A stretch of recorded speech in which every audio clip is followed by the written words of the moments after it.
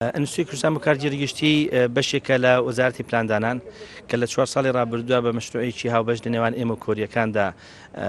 کاری کردووە بۆ ئەوەی بتوانین ئەنستیتۆیەکیان نێوەندێک دروست بکەین بۆ ئەوەی لە بواری ڕاهێنان و لە بواری پەرەپێدانی توانامرۆیەکانی حکوومەتی یاریمی کوردستاندا کار بکە.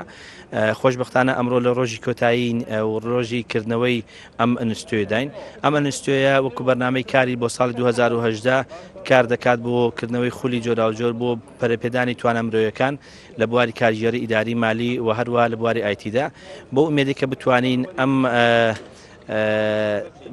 ناهاوسەنگی کە هەیە لە ناو پرۆسەی دابشکردنی فەرمانبەرانە لایەک و هەروە ئەو ژمارە زۆرەی سەرچاومرۆیەکان کە لە حکوومەتی یاریمی کوردستاندا هەیە بە باشترین شێوە کارا بکەین بۆ باشتر خزمەتکردنی هاوڵاتیان و لەو پێناوەشدا ئێمە هەوڵمان داوە و گەیشتوونەتە ئەو ئاستەی کە ماستەرپلانی تایبەت بەڕاهێنان و یاسای تایبەت بەڕاهێنان و هەروەها